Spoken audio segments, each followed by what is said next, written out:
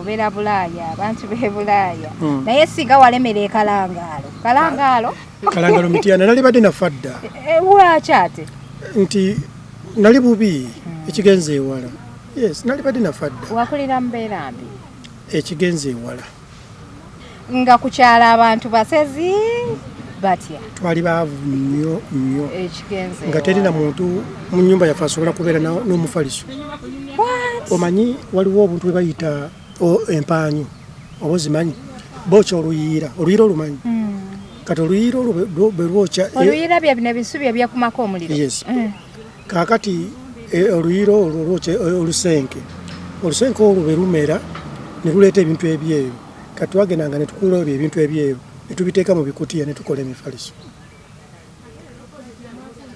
era abantu bye bakozesa mu byalo abanaku kati bwe tube nali nga lwokyusizaamu osula ku kutiya ate nga tewali kyakwebikka mubiri essimu naŋŋamba nyamba ondeetera isima kuba gwe wali omumanyi naye wuliriza nyamba ondeetera isima ku UBC nga teri muntu n'omu yali amutunuzaamu kamera mu Uganda no kumutunuzaamu kamera nga tebamumanyi yasooka kumbuuza who's this guy ng'ati amulabye alina ekyaka ng'amulabidde wa ng'amulabidde oba kubukedde oba anyway anti nkugambye kubukedde nze nasasula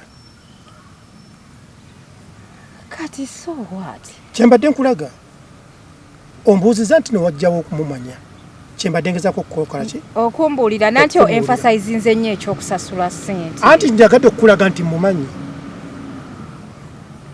ate ekyokusasula ssente okyemphasizinze kuba nazisasula oba tetwagala nkyogereko nga nazisasula nedda tubeerereyo Adija manye nti n'omugenzi abadde mukwano gwo no si bwe kityo si bwe kiri ate tokitwala kweyoleko naye kiringa nga nze nange ninako abantu abansabyeko ssente okubaako niwe bankolera naye sisobola kugamba nti nensasula tuleme ku pretending I paid for him ye yansaba nali mumanyi yes nga bwe kiri Muhammad Nsereko Haji owa Kampala omugenzi ayinza okwegaana anti kaakati ebintu bino ebyensi bizibu kati penge yagambako olumu nti nenda mulabye ku luno oyisima ng'afudde yakkiriza nalabye ku interview nti nze namuleeta netakyogerangako yakyogedde yes yakyogedde ndina wano abadde mu programu ki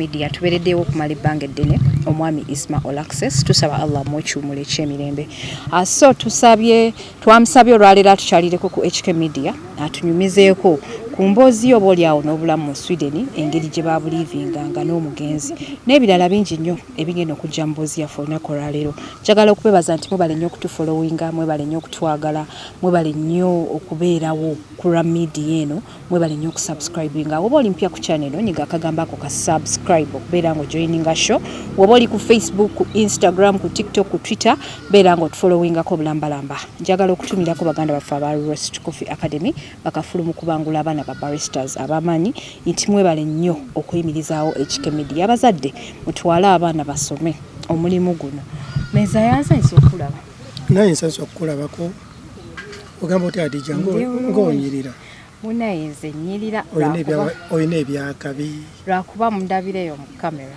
oyina ebyakabi kyovula buli muntu antuukirirako maaso ku maaso ayeewuunya oyina ebyakabi ebyaddala era mwe bakyali abali eyo babuulira amazima ayina ebyakabi twafiiriddwa Mesiah totandika kunsisa oyina ebyakabi webale kusima Mesiah naye munaye wenti owendi webale wenakula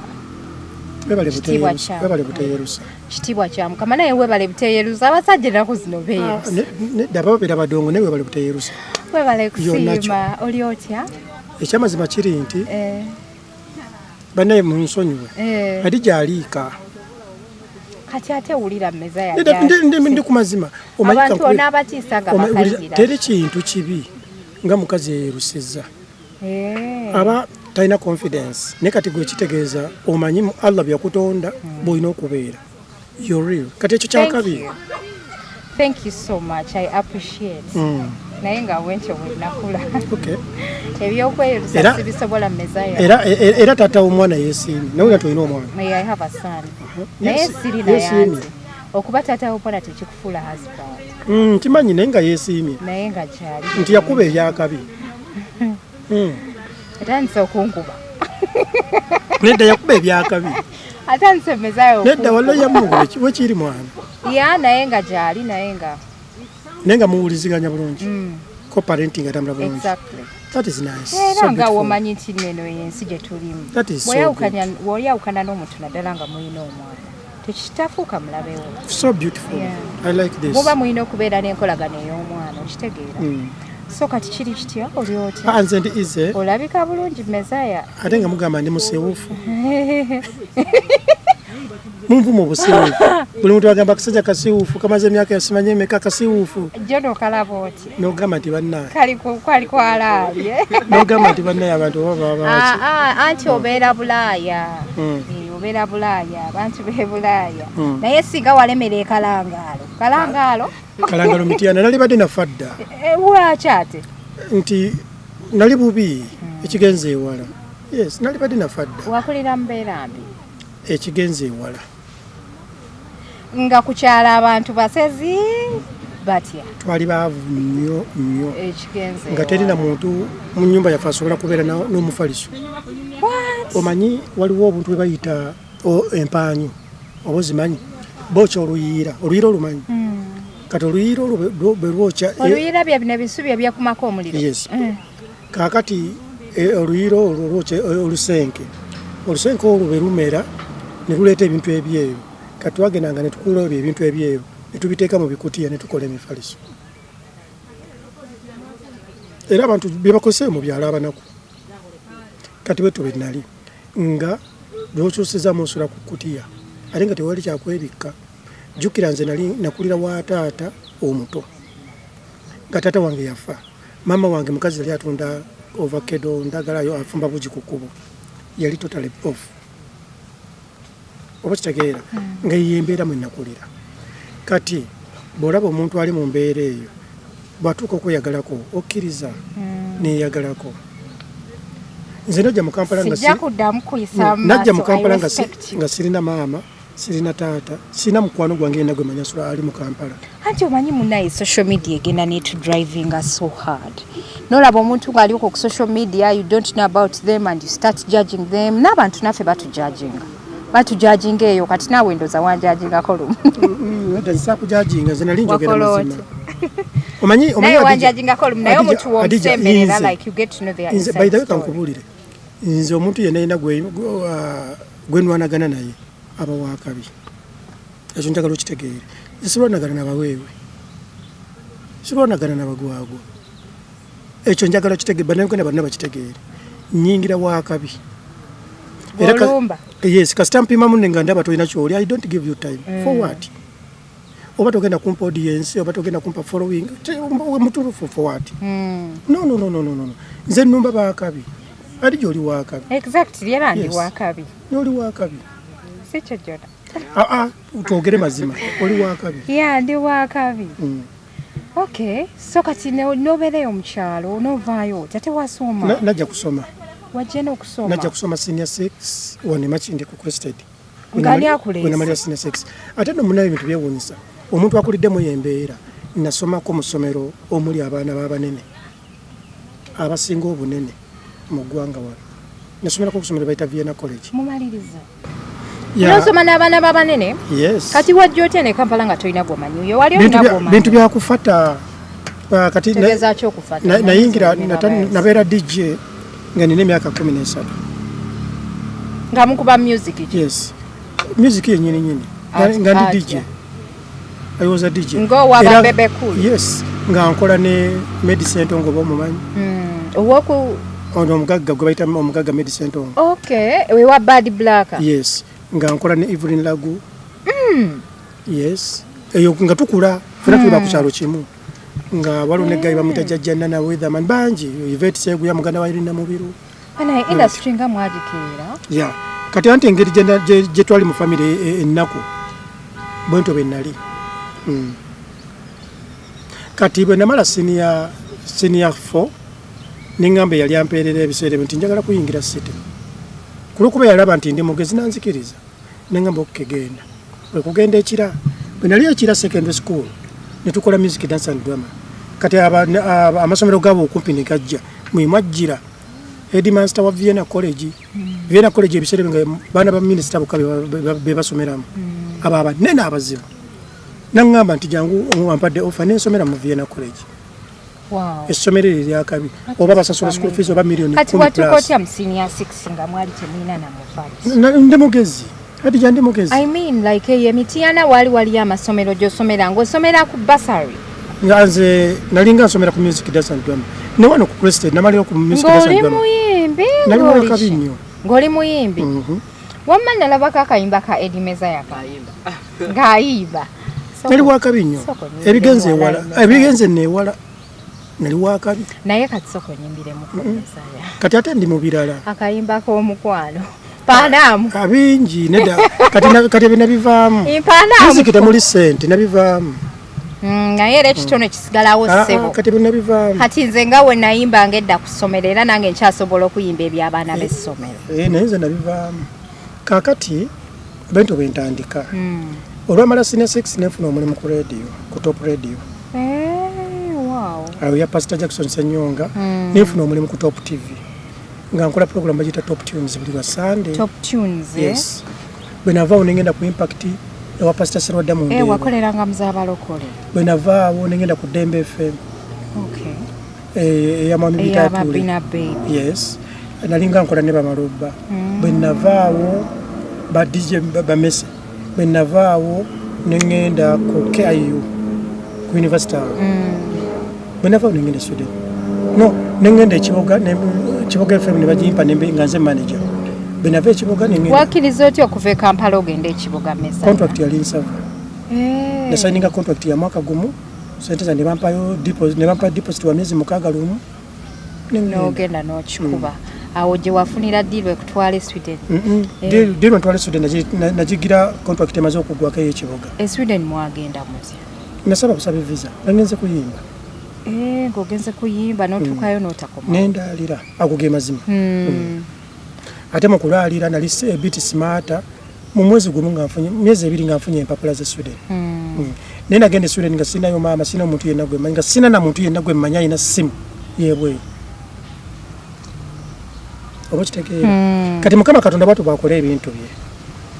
Akola ebyewuunyisa. Kati yenze atasaba visa mu nsi yonna. Kati oyina obutuuze. Nze buli mwaka mbere Uganda emirundi 2. Kati no tuzaaleyo omwana. Ekyo kyokulaga. Obochitegedde kati yenze. Kati no tuzaaleyo omwana. Ekituufu kiri nti oli musava. Tugende Sweden. Oli musava. Ne mistake ate eri ku bantu nga mu abasava. Mulimbibwa abantu bangi ne babalimba batalina mulamu. Omuwala alimbibwa kale buli mukazi bamulimba.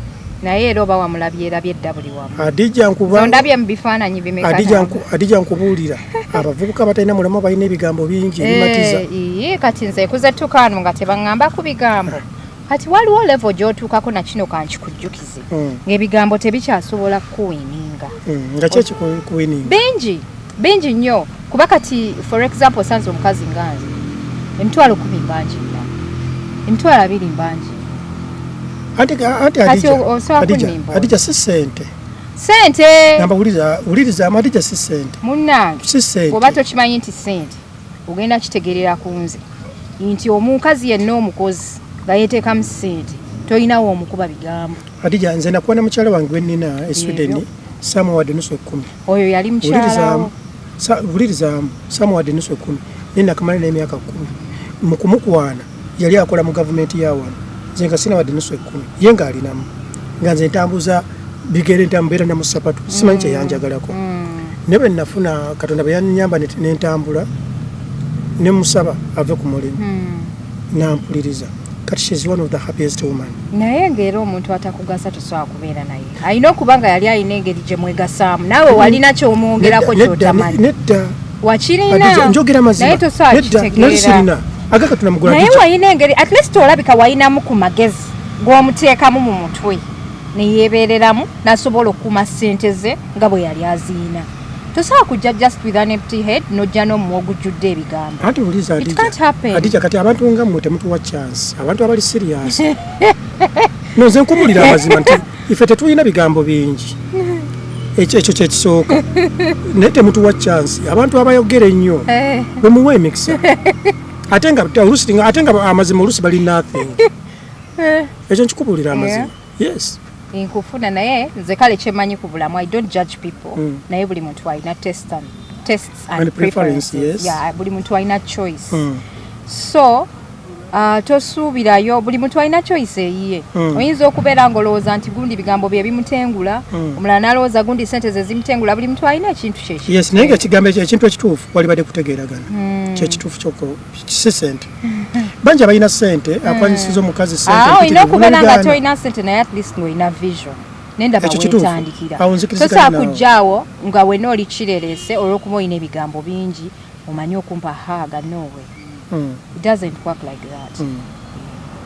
Then kati gwe weesiimye gwe omanyi kyoyagala sinze kanaabalala no abawala abasinga obungi bakubuuza alina kyavuga motoka ki yani nagamba oli omulenzi akuba ekikalu ayamama nyabo ali smart ayogera oluzungu anyirira bode naye wano waliwo obensiri nti kati gwe nyirira bode ondoza buka buyinza okuba buva ku muti toyina mabiti ate budde bunyo bwocha toyina mabiti of jacket heli motoka let's go. Yeah that's it. So kati noyingire Sweden nenyingire Sweden natuuka Sweden nenkikuba mu bbanga myezi 2 nga nfuusa owaayo era nze omu ku bannayuganda bakyasinze okudda okwanguyizibwa. Buli omu agamba yakyasinze okwanguyirizibwa era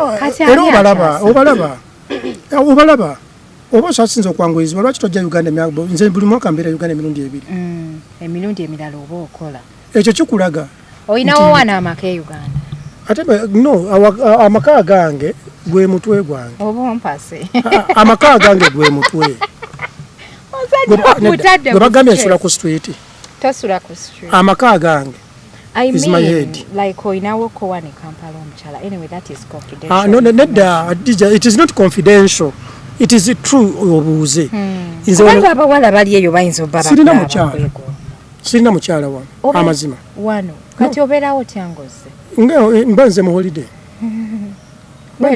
yes ate kati ekirala nze ndi musajja musiraamu Eddy Mesiah yes kati fe abantu abasiraamu twekanasa nnyo naddala ng'olina omulamwa naye ensi yonna tesobola kuba ng'ogyekanasa anti ngamba nga olina omulamwa sirojjeringa ojjonyenya akabina biki olugamba nti onootengula Eddy oba ogenda kuntengula ki nze njagala mukazi mugezi obugezi bwe butya kasita ntuula naawe obeera mugezi Adija senga wali weewe nali bali sikufollowinga ofollowinga abantu bangi nedda nfollowinga bagezi oyina ne bw'ofollowinga nga just bayina akabi tebakulimba Adija tebakulimba ngenda kuddayo nno ku social handles zonkukebere tebakulimba just followinga baweewe no oyina ndowooza bw'ofollowinga olw'okuba black beauty teyeeyisa no sibeera naweewe sifollowinga kabina mukwano akabina tekana kikankolera nze njagala bwongo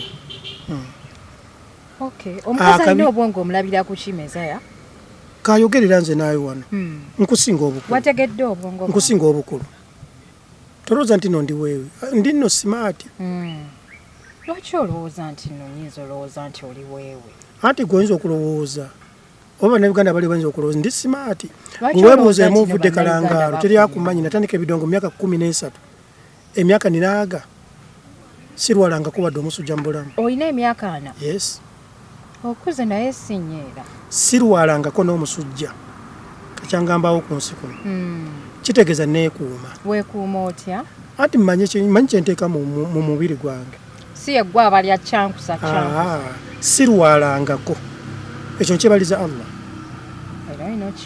nenyingira ekibuga nga teryammanyi nenkola ku marediyo nga saabisoma nensomera mu ssomero omuli abaana baba minisita wano mu Uganda neŋŋenda e Bulaaya mu myezi 2 nga nina empa ndi smart era nze omu ku bannayuganda bali e Bulaaya basinze okusoma wewatuuka e Sweden wasomera of course wano nava mumaze senior 6 neŋŋenda e Sweden nensoma amasanyalaze nenfuna diploma mu masanyalaze ninga practicing ningenda mu public transportation nenfuna permit evuga bus nvuga bus etwala abantu 15 eringa nnyo Sweden yes wow kati ngabiri mu bbiri ngenda kola bibuzo bya train otandika vuga train sigenda jivuga ekyo kigwe later on oyinza okwagala ofuna omulimu tomanya enseri round kati oyo Eddy Mesiah sizanya omutuufu sizanya Adija sizanya nkubulira amazima mama ngonkakasa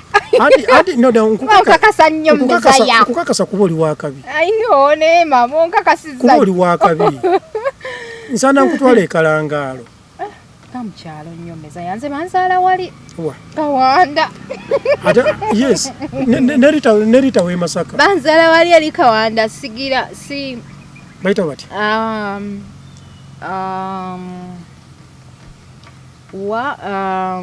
banzalaawo Kawanda jokolera that's right oli wa mu kibuga tosaana kutambulawo transport godi oli wa mu kibuga wesi 13 ne munnange osobola okutwala ekalangalo ate n'obuyagala si kubeerayo okubeera nti n'ogenza ekalangalo obwongo bugenze ekalangalo nga ofuuse mukyala Eddy Mesiah okulambulayokko ng'ofuuse Eddy Mesiah kubeerayo na wiiki ng'ofuuse Eddy Mesiah mukyala Eddy Mesiah Kampala mulimu olutalo anti nsobola okugamba Adija nsobola okugamba nti nkutwala kalangalo w'omu America nkutwala kalangalo w'omu Canada nkutwala kalangalo w'omu London kwegamba bwe bityo otegeeza ki kalangalo w'omu London kyentegeeza nti nze nva kalangalo ng'ofuuse mukyala wa Eddy olwoba oliwe kalangalo nesigamba kugenda kubeerayo yes okay kale so kati Mesiah obulamu Sweden buli butya obanye buli wenzijako abasama interview batandika okugamba mbu neetega naye obaani yaleeta ekigambo kwetega obeera mutuufu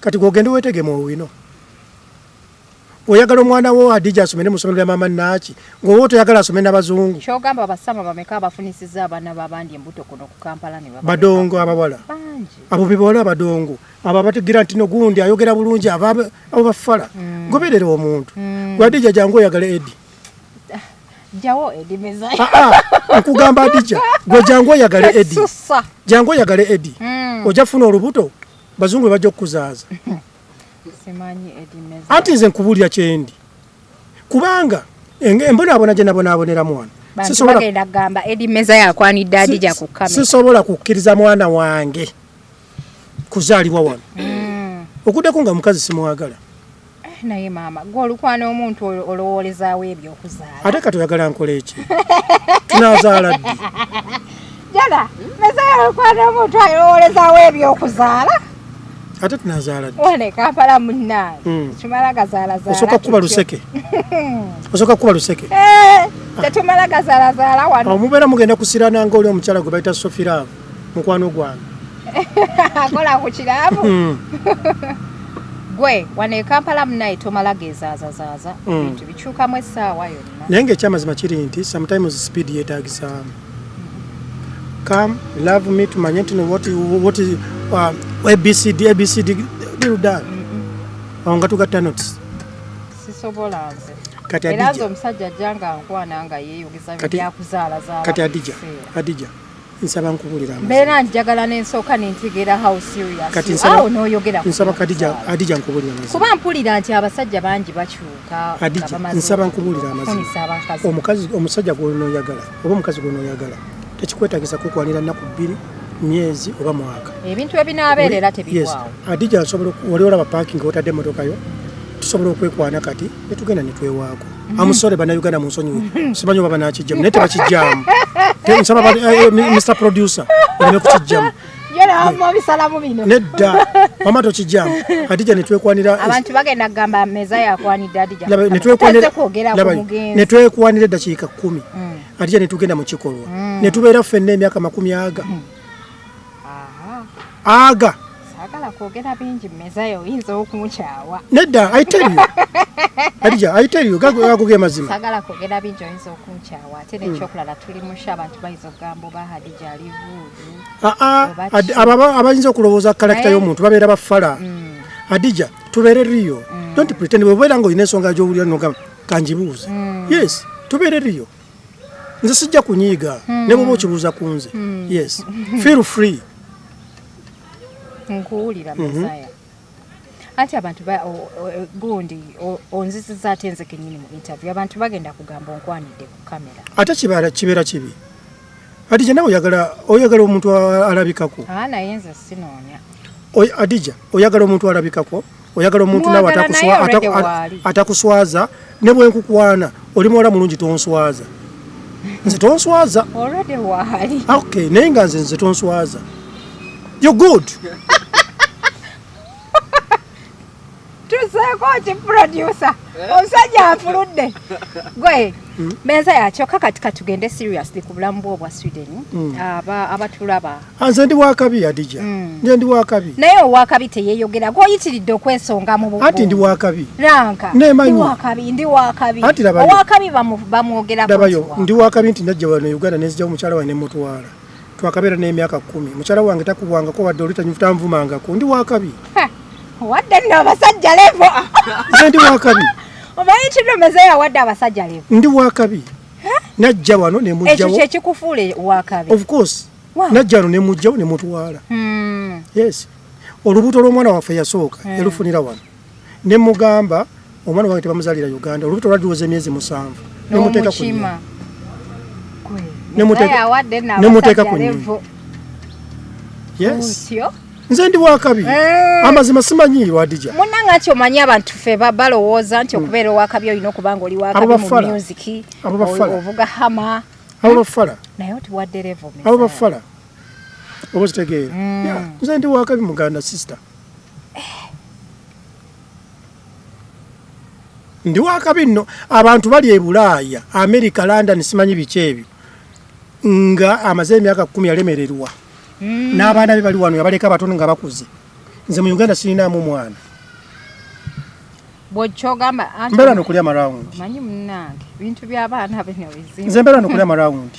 Abantu bayogera mu kamera nti tebalinayo baana naye ng'ate balina. Kati wuliriza nze nina omwana gwe okay.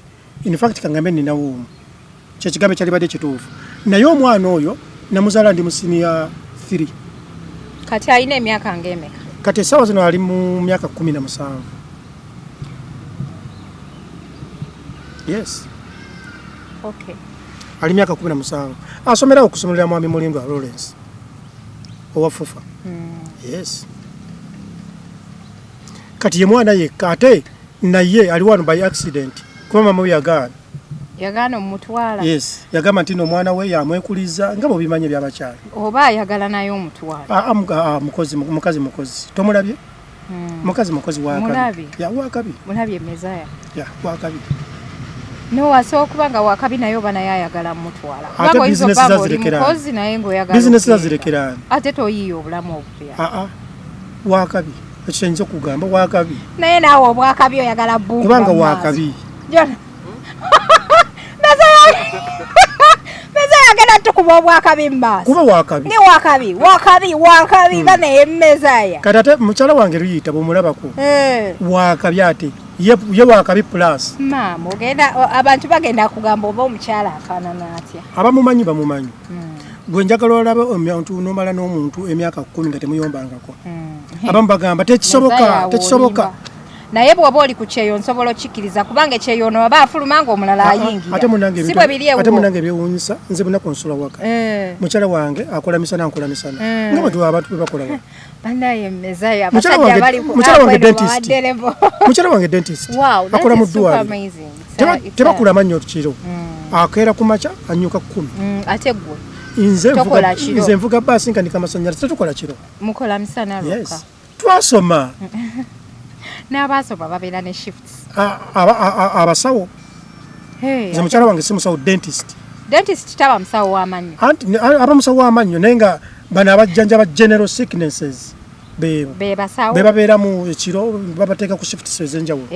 Dentist yakola misana. Okay. Strictly misana. So kati otuuse Sweden obulamu buli butya? Sina mutawaana. Obulamu bulungi. Sirina mutawaana. Mwasinkanako Sweden n'omugenzi ng'akyali Sweden. Omugenzi ani? Omugenzi Isma Olax. Ya omugenzi Isma Allah muwe kiwumula eky'emirembe. Kyali wange oyo namusinkana emirundi nga 10 oba abiri Sweden yes mwasinkana mutya like okwemanya penge yabasinkanya yankubira essimu nangamba nolwo gayi wa kabi nsaba omusisinkane penge yali kyali wange netusinkane baba beera mu kibuga kinene Stockholm ne bajja mu kabuga kankembeeramu penge namunyanjulira nze gwe munundi gwakusooka okulaba Isima ne muwagala era naafuka kyali wange okuvoola okay mu 2017 bwe yali ajja wano nze namuteeka mu kamera esooka ewa kamera mukutu ki nali ku TV Fifi nga nkyazizza ku Bukedde TV ate nawulira omugenzi agamba nti nno ebyo tebyali no bikyali bonna bwe bali ate omugenzi asobola okwegaana anti bino ebintu Isima nange video nagiraba nga tannafa kubanga era mbadde njagala kugamba nti omugenzi yanyigamukko ng'omwogeredde ebyaffe anti nze ndiriyo kubanga nze kyenzijukira Isima omulundi gwe nasooka okumulaba namulabira ku Ibrahim Kasasi bwe kiri mbadde nsaba ompulirizamu Kadija nalabikira ku programu ya Fifth the Queen bagiyita simanyi kanayo cyane Isima nankubira essimu ngayagala kulabikirako ku TV nenjogera ne Faruku Sakozi yali producer wa Sheyo Fifth the Queen naagaana Faruku nangamba nti nno muwe emitwalo 15 adistributing yamanyi bwe bakizannya era media obimanyi ne muwe emitwalo 15 yagenda omugenzi yagenda yes bamuteekako ku Bukedde bamuteekako ku Bukedde ku program sijjukira bulungi oba yali program kyebanga liwezi nakyamulabako no yali kweri program yasookera ddala kweri ku YouTube ku Bukedde nsonzo teeka mu Isima all access Bukedde TV yali ya radio yagenda ku radio nga nsasudde emitwalo 10 yebulake mukasa bwe yali ateeka Isima mu kamera nze kennyini yebula yankubira essimu nangamba nyambo ndeetere Isima kuba gwe wali omumanyi naye sinti nno wali nyambo ndeetere Isima ku UBC nga teri muntu n'omu yali amutunuzaamu kamera mu Uganda no kumutunuzaamu kamera nga tebamumanyi yasooka kumbuuza who's this guy ngati amulabye alina ekyaka ng'amulabiddewa ng'amulabidde oba ku Bukedde oba anyway anti nkugambye ku Bukedde nze nasasula kati so what kyembadde nkulaga ombuuziza nti newajjawo okumumanya kyembadde ngezaako okukola ki okumbuulira nanti o emphasize nze nnyo ekyokusasula ssente anti njagadde okukulaga nti mumanyi ate ekyokusasula ssente okyemphasize nze kuba nazisasula oba tuyagala nkyogereko nga nazisasula nedda tubeerereyo Hadija manye nti n'omugenzi abadde mukwano no si bwe kityo si bwe kiri ate tokitwala kweyolevu naye kiringa nga nze nange ninako abantu abansabyeko ssente okubaako niwe bankolera naye sisobola kugamba nti nensasula tuleme ku pretending I paid for him. You paid for him to appear. Yes. Ngabe kiri nti Muhammad Did he know nti omusasulidde? Of course, kuba yansaba. Sinze nerowoleza. Ye yansaba. Nali mumanyi. Yes, ngabe kiri Muhammad Nsereko Haji owa Kampala. Omugenzi ayinza okwegaana. Anti kaakati ebintu bino ebyensi bizibu. Kati penge yagamba ko olumu nti nenda mulabye ku luno Isima nga afudde. Yakkiriza nalabye ku interview nti nze namuleeta. Neta kyogerangako. Yakyogedde? Yes. Yakyogedde ndina wano. Abadde mu programu ki? Omugenzi wafiiridde mbadde mulina nkolagana ki? Isima abadde ampa respect. Nga buli lwakola ensobi mukubira essimu ampita muzeeyi. Bambi, that is ne mistake ebaddewo abantu bo babadde bamu balowooza tetukwatagana. Era nga omanye bya media yeyo. Naye nga every single mistake tubadde tuwuliziganya. Era Isima ye muntu yekka atampisanga mu ggaali. Aga Katonda mu pozi nange. Era buli babadde bagezaako abadde n'abantu bangi betutakwatagana nabo nga buli bagezaako okuleeta ekimpisaamu eggaali akyejjamu. Because abadde ajjukira. He has been so good.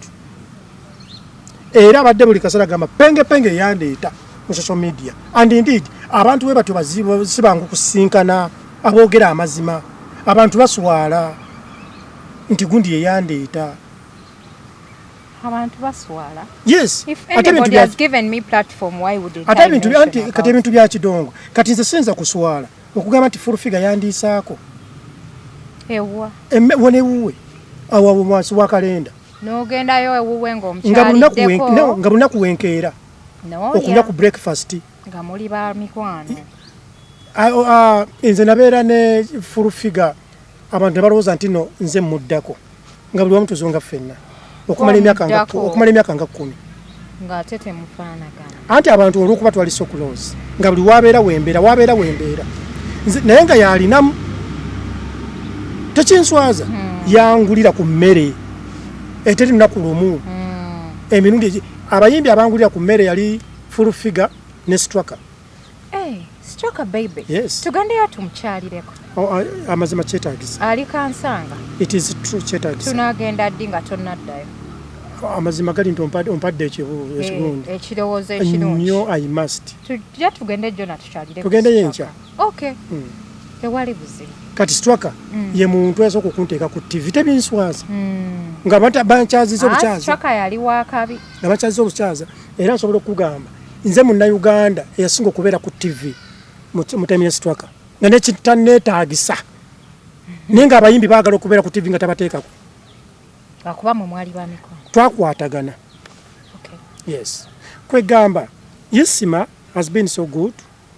Ekyamazima kiri nti tumusubiddwa naddala nze nti mbadde nyumya ne Isima nga akugamba Jjaja nedda kati gwakazanyoka ebibeera mu media obimanyi tanvumangako tampisangamu ggaali ago ge mazima era tusabe Allah amusonyiwe nti nga bw'obeera olina ensobi gy'okoze he comes direct to your inbox.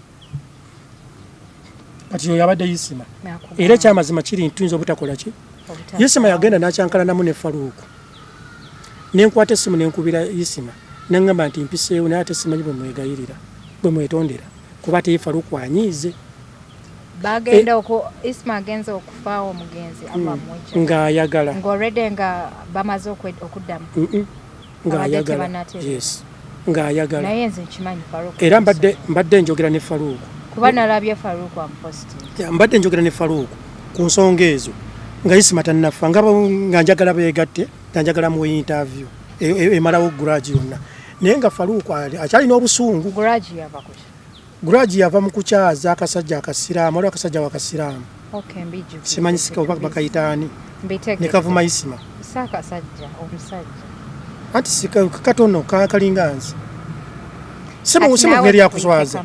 Yes, it's okay kuba ndi kasajja katono naye era sinyo naye banaye Mesiah so kati that is how you met. That is how I met him. Ate Sweden mwasinkanako ko in person. Anti mbadde nkugamba nti Penge yamundeetera. Sweden in person? Yes. Wow. Penge yankubira essimu nti waliwo gayi ali wano bwati ne bwati nga ndi wakabi ne balinnya train ne bava Stockholm ne bajja Noro shopping naamunyanjulira mu buntu bwati. Yes, nga is so jolly era olwandaba Jjaja Mesiah netutandikira awo. He was so good. Amazima, he was so good. Yes. So kati from there, how did you guys come back? Atotuka kubuka Eddy. Ati nze buli mwaka mbeera wano. So yakusookawo najja nawe. Amazima ye yansooka mu mwaka ogwo 2017.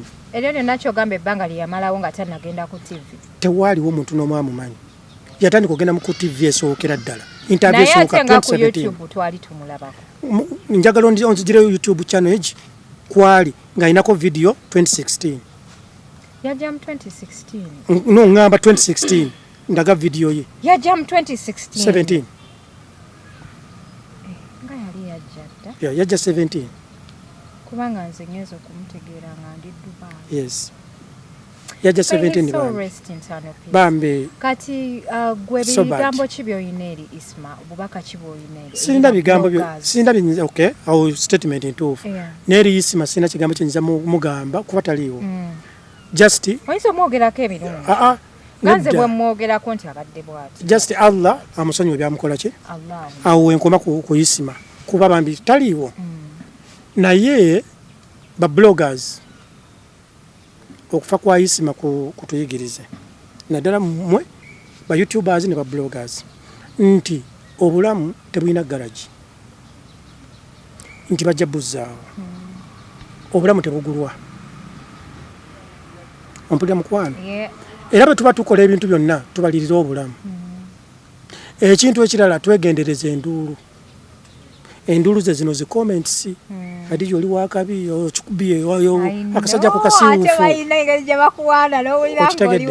n'ogamba nti okay kati enduulu ezo ze zireetera abantu emitawaana Isma was very good naye enduulu ze zaatuleetedde emitawaana tetwali badde essaawa zino tetumuyita mugenzi naye enduulu Allah bwe yageze yamuteekako enduulu yes naye ate kuba abantu bangi bakoze ebyamagero nga tebalina nduulu Adija bangi naawe bakuwaana naye nsaba enduulu ozikontrolinge kyekintu ekyobuvunaanyizibwa naye nze ndudde ebbanga ddene nga bampaana Mesiah tebakuwaana oli wakabi naye nze ndi bwenzi Adija tebakuwaana oli wakabi ekikula kyange bwe kityo oli wakabi nze olunaku nakulaba nga oyambadde shaliya oba wali oba yali yidde oba kyali kisiibo oba kyali kisiibo alayika ye agamba byandabika tugamba mu mulimu nze njogera byandabika njogera ku ggwe oli wakabi ekyo kyo kiri obvious Mesiah ensi yonna ekimanyi oli wakabi naye twogera ku mulimu okola bulungi amanzi mukola bulungi abantu bankubira enduulu ku mulimu okola bulungi Adija sigira sibera oyogera bulungi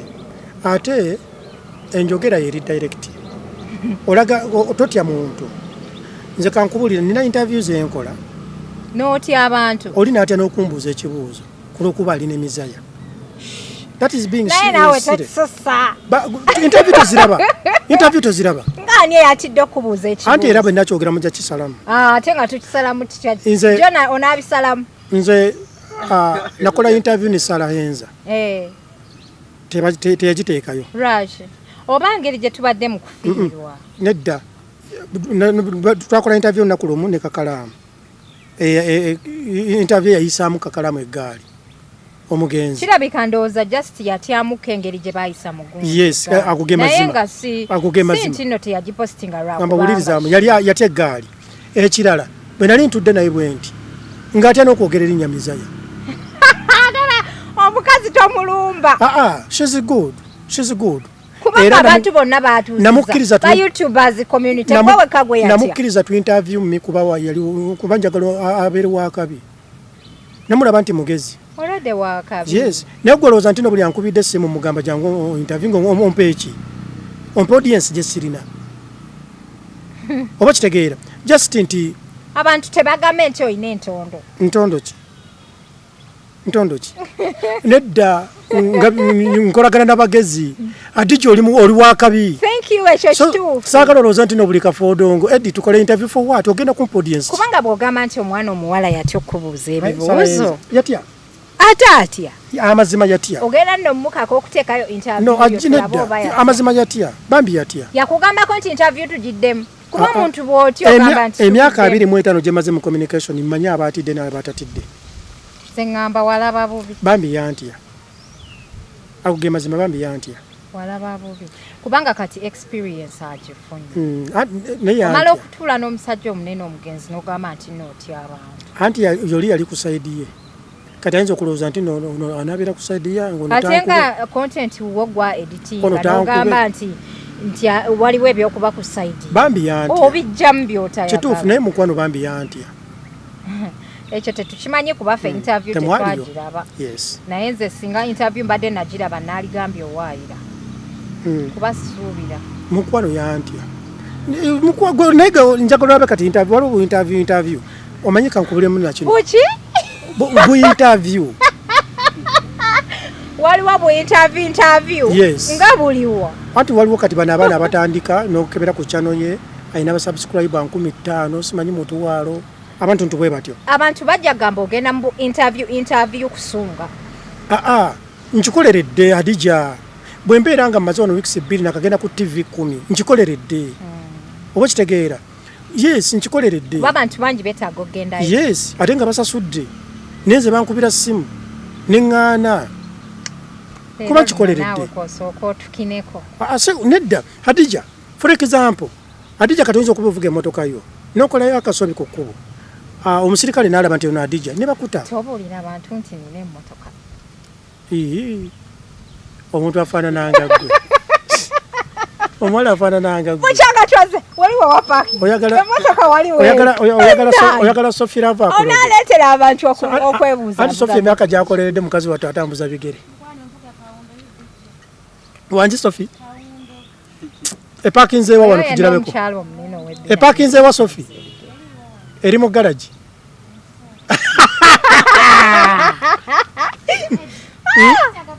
obulayi wamma teweeyogerako bebi Sophie jangu Sophie jangu abantu bakulabe nga tolina make-up balabe zike bannange Mesiah yes Sophie Mesiah leka munno balabe ki Sophie sister wange wetu betubeera ne Sophie nze ne bwendi sister tokigezanga amazima she's my sister betubeera nampisaamu eggaali But anyway, kyemumanyiko Sophie ali lovely lwakuba tannampita kwogera ku nsonga za mukwano ampisaamu amaaso engeri gy'alaba nga siteeka musajja mu kamera alowooza ndinzekka ajja kuyita mukwano. Okay, so that is how wogenda. So yes, naye nga bambi isima tumumisinze tujja mu misinga bambi abadde akozeemu omulimu ba bloggers ba Uganda nga batandise okwefiiringa awadde abaana bangi platform. That's what the confidence bambi. Yes, awadde abaana bangi ko platform. I hope I carry on with the confidence I got from him. Nayo girina. Ogirina. Nanti waliwo eri extra yayongera. Sengo bali togina tewali mbuuziza bibuuzo. Nzibuuza n'abakusinga obunene. Toshimanyi. Kale mungambe. Bobi Wine. Oko yansinga. Oyansinga. Mubuuza. Oyo yansinga. Obadde omanyi ngaani. Bade banyogenda kungamba sister wange full figure. Tomuleta mweno story yangobye. Ojja muleta ane n'abaana batandika osalamu obuntu bamusindikire. Atandika okuntunuuliza omudumu gw'emmundu. Ne bannange omanyi ba YouTubers mugenda kulwana entalo. Kuba bambi. Kubanga industry ya wano bwetambula. Etambulira ku ntalo. Wakati ffe tuogera ensobi bazireeta mumu. Okitegeera tebategeera bulungi bambi. Kati full figure bambi kadija kaffe tokayisa mu ggaali. Tewegayirira Jennifer muleke. Ajja kugamba nzize wano ne mwegayirira tomwegayirira muleke. Waba yagala kumpisa mu ggaali ajimpise. Wamaze mbyogedde. Tomwegayirira muleke. Waba yagala kumpisa mu ggaali ajimpise. Ate kiki kyabadde? Kyenyiza okutewali kyabaddewo nze na Jennifer. Naye yayogedde obwongo bwe kyebukola kyebuwulira kyebwagala. No, wano nze ensi yonna eyogera ku linnya lyange Jennifer buli omu kubanga nze ki gwatunda nze ntunda so muleke tomwegayirira Jennifer wesibya ku mwana waffe kuba yatunda besize byogedde ate naye towegayira Jennifer mbw ate bambi ajja tomuyisa mugali muleke Jennifer bw'aba awulira nga kye kimusanyusa ku mutima nakulabako ku BBS oba yali program kiwankolera bulungi ku olwo nali ngenze tulirawo nampijja nanyumirwa. Thank you. Nanyumirwa wayambala bulungi ng'osaana TV yennyini naye buli kiseera era sambala bubi nnyo olw'okuba nti kale olumumba awumuzamu saagala bateeka ku pressure kubaleetera bizibu nakuba stress ng'omanye eno social media abakyala wobayitirize nnyo okubateeka ku bunkenke ate bakukyawa so kati ate nze ndi muntu ayagala kusanyusa so ntera okubayamba ne mbambalira ku t-shirts ezo nga sibagira ogezeeko okubuzabuza siba stressinga nnyo what Allah gave you ine kya saagala nnyo kweraga nnyo kuba already ekituufu nkimanyi nti kyekyo nti oli waddala wangi nage mazima mukwano. Okay, so kati obadde okyatunnyonnyola gataliiko sino gatandika gatya era lwaki wagayita gataliiko sino wagikopa ku gundi wabikopa ku gataliiko nfufu no yali DJ Ericom already agataliko sino agataliko nfufu gabasangawo yes really yes byadda yali DJ Ericom ye yabikola DJ Ericom abeerawa ali Mityana mani ali Bulaaya yes abeera Bulaaya ne kati sawa ali Mityana bamulete tumujjeko gundi interview nja kumukuwa ali Mityana nenga tubeera na Sweden ya DJ Ericom ayina emyaka 43 ansingako just katono is a young man ne mugezi ye yasooka mbana Uganda okugula YouTube channel gafete tubimanyi nga music wa bana Uganda ikina yensonga lwaki omuliramu DJ Ericom ye musajja omugezi kati nali ndi awo nangamba ne Eddy tukole ekintu bwe kiti ojja kikola nti kitya tukole ekintu olaba abantu b'e Bulaaya bagwa mu muzira baguyita sino ne tubeeraawo ne tukiyiya bwetyo. Obadde ba bloggers okyabawaayo ko obubaka? Ba bloggers nsaba babeere so conscious. Balinnyamu ku kyawa kati? Si kulinnyamu ne babeere so conscious. Yes. Kyembasaba kyokka. Kati conscious oli very precise. Abantu banakategeera bati. Nti beegendereze ekyobulamu bwabwe. Bw'olaba ng'ekigambo ky'ogenda okwogera kiyinza okukuleetera emitawaana kimire. Kimire. Nga twakutunuzzaamu omuzindaalo gw'oyinza okukimira. Nedda anti nze maze ndabayo nze sigendangako mu kkomera. Sigendangako ku poliisi. Nsaba lwaki kutaase? Yes. Lwansonga emu nti bwe bantunuzzaamu kamera manyi kyenjogera. Omuntu ne bwakusunansuna. Ogenda kunsuna otya? Emyaka 25 okyansuna. Mbeera ffala. Adija mbeera ffala. Era nze buli kyenjogera mba nkitegeeza. Mba nkimanyi. Yensonga lwaki sikubwangako luyi nkulidde mu industry ya Uganda ya entertainment teri n'omu yali ankubyeko. Nga bwe twalaba munaffe we bamusabula engombe. Okitege bangi babakubye. Bangi babakubye. Kati gwe temwalaba ku mulembe gw'abapengepenge. Nga bakuba. Naye nze kubuulire nange nkukuba. Nange kuba. Ngakoze eki? Nongo nkuba otya ate? Kubanga akitegeeza wonkuba ne sikuba mbeera nswala. So nange mani nokukuba sijojona. Adija oli kikazi kirungi by the way. Nasekiriza ebyo bintu byakunyigira mu ttooka entyo sire bwenti. Neso firavu. Okimanyi nti no kikadija kyakazi kyakabi mwana. Kale soko tunuulira ono. Tuli mu interview atunuulira bintu birala. Mwana ikyaddala. Kale soko omutunuuli. Nti obasaba surprise mbwa abantu abakolera eyo simanya Adija. Nze abantu bamanyi nti ndi mulungi era mbeera nabo. Era bandi ku lusegere. Okitegeera. Oli wakabi. So saagala nnyo kunkubira nnyo kalango. Nenga oli wakabi. I know. Nenzeera ekirabo. Naye wakubye nnyo akalango kangi. Anyways, abali ku HK Media asubira bali very excited okukulaba. Bannange onziza mu interview kuwa omuzindaalo. Ndambuuza buuza. HK Media yatandikira Dubai. Yatandikira Dubai. Nali nvudde wano e Uganda.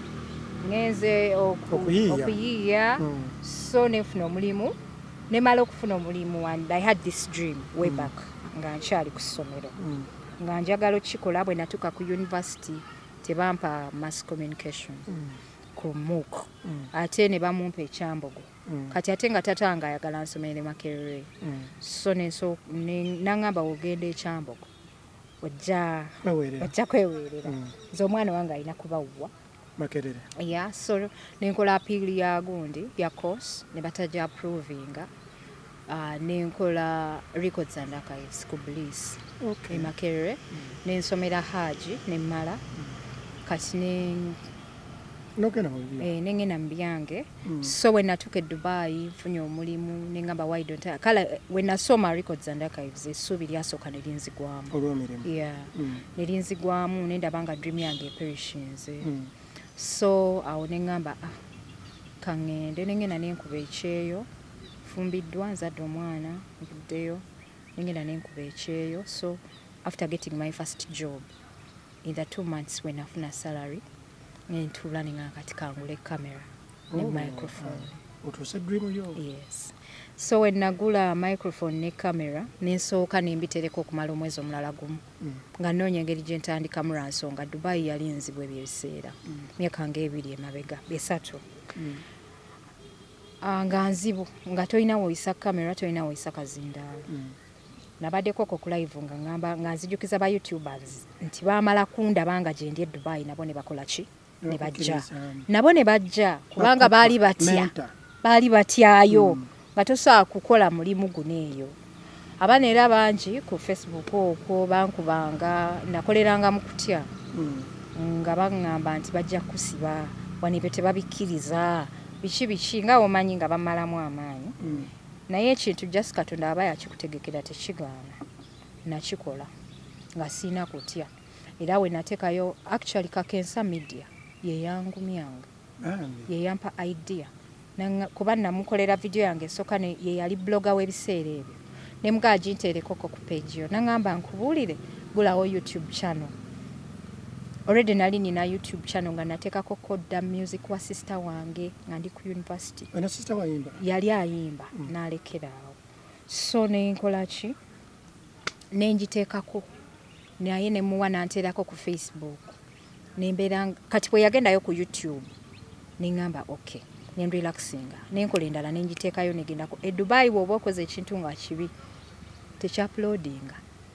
Okitegeera nentegeera ningena nenoonya amateeka agafuga social media so bano ne bwe baleekaananga nga nze manyi ndi ku kituufu ningena nentula nenkola research nentandika okunoonya amateeka agafuga media e Dubai kamera wawo ino gissa wawo talina giteeka bwe bityo nengena nga ntegeera nengoberera aba bloggers ab'enjawulo abali mu Dubai nendabamu Abapakistan nendabamu abayindi so eggulire ne nasooka okukola lyali lya ekyalo ky'emizimu ekyalo kyali kyalumbibwa emizimu like it was like a historical place eyo ye story eyasinga okusasamaza buli Munnayuganda ne bategeera nti ki gyendi naye ekyo ekyalo abayindi baali bakikolako dda story nga bw'olaba vlogging ey'oluzungu ng'ojja n'olaga ekyalo but the way how we nakolamu eri story nalinganga ali kubukedde. It was attractive. Exactly. So nagendayo nenkwata ekyalo ekyo nendaba ettaka engeri gye lyabuutikira abantu ebintu by'abantu engeri gye byafaamu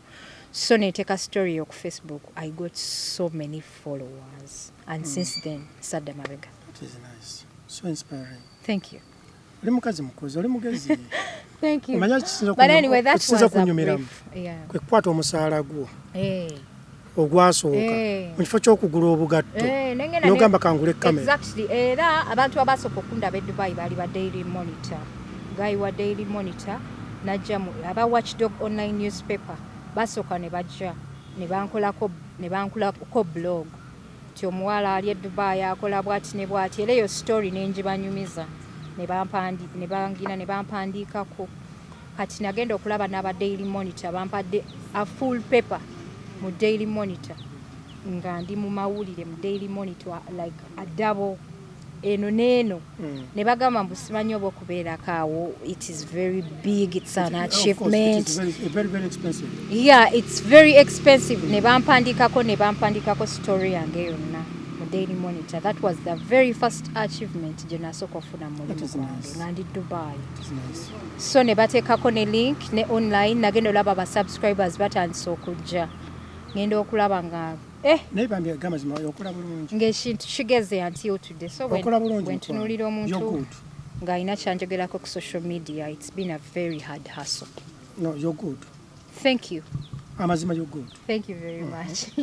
Anyways, kagamba kikoine eri abali aba HK Media tukasi. Aba HK Media neyanzeege Adija Kigozi mulabyeko mbadde mulabira ku online. Yenze. Yes. You're original. Sichuka. No, byonna obirina. Tewaliwo yadde bikyuse. Byonna obirina. Nga bwe biri. Byonna obirina. Abantu bagamba nyambala akabina. Oli original. Kituufu nkamba. Oli original. Amazima oli original. Thank you. Yeah. Ekyamazima oli original. Okay. Waliwo ekigambo kye bayita ecological. Oba kimanyi? Ecological kitegeeza ekintu ekiri nakyo ekitali modified. Ekiri awo ogeze n'osanga akatunda kemezeze eyo mu nsiko. Kijuyisi. Okitegedde. Bannayuganda mbalamusizza kitale kya Isima. Ndi wano nsinkanye sister wange ono Adija Kigozi. She's very good. Era nsaba musubscribing ku channel ye following ku Facebook ku social media handles ze zonna. Thank you. She's good. Thank you so much. Bana tugenda kuba tubasibula olunaku lwaleero njagala obbeebaza. Nalabyeyo abakyala abakola fan out of my crying nga tugenza okumoninga Isma. But njagala okubajjukiza nti I cannot cry the way you want me to cry. I cry like the way how I cry. Because this is my crying. Because I blacked out and I cried nga tuli mu kuziika. Like they are using it against me to offend me and to make me feel bad oba nti nali nkaaba bubi. Naye went away nkaaba. Bambi yali mukwano gwo. And it is natural. Went away nkaaba. Simanyi oba baali baagala nkaabe oba nkaabe nti oba wooweya yesimanyi. Naye went away nkaaba. Bambi yali mukwano gwo ebya ddala. Yali mukwano gwange kituufu. So abakyala ngabo sina kyakubagamba naye just nze mbatadde mu mikono gya Katonda. You're using it against me. Nkirabe ku TikTok bankola mu challenge. Kwegamba bafudde ennaku yange bagitandise gizanyiramu and it's not really making me happy at all. Ekyo sobola kibalimba. Era siri mu kukomentinga ku any of those posts kubanga tekya impress nze. Yene yagitaddeyo Katonda akulaba. So ngenda kubamba sibula olunaku lwaleero njagala okubebaza nti mwebale nnyo okutusupportinga aba Roast Coffee Academy be bansupporting okulaba nga show eyimirirawo. Bakadaama tewesiba mu mulimu gwa Kadaama. Genda okoleyo kyokoze omala ogenda osoma omulimu gwa barista ofune omulimu omupya ogwa barista. Bakola coffee. Eyo tolaba abantu ababakolera kacaayo mukeekolera. Buli muntu anti buli muntu abeera n'ekyuma. Mukeekolera. Kati chai wa coffee gwe bayita barista. Abeera agira. Akola coffee gwe bayita barista. Omuntu. Obwo bugundi. Starbucks jeri Sweden. Yes. Kati olaba ba waitresses abakola mu Starbucks. Starbucks is known for nice coffee. Abateekako obumuli, buchaayi obwo buliko obumuli. Those are baristas. Baristas be bakola bugundi obwo. Obwo buliko obumuli era abazungu babyagala nnyo. Bagala nnyo laba kabu design obwo. Oh, design, yeah. I think it brings appetite. Kati kyonga omuntu bwasoma ekintu obuntu ebwo afuna omulimu. Dubai mulimu gwa bbeeyi okubeera ng'omanyi okuba obwo obuntu cause Dubai ensi y'abalambuzi. Abantu bangi bajja okulambula so restaurants ez'enjawulo zikubako. Barista bw'aba asomye kangamba abadde housemaid n'asoma kosi ya barista n'agiyiga. Abaageze. Okitegeera. So aba Roast Coffee Academy be ba empowering. Mami omutumireko. Mami mutumira buli kiseera si kyo Jona. Era naye akimanyi buli kiseera mutumira buli budde. Mami wa Hadija Kigozi. Mama wa Hadija Kigozi. Bami nsaba nkutolere ku salaamu. Assalamu alaikum mama nsaba onzaale. Bannange Mesiah. Wama mweraba.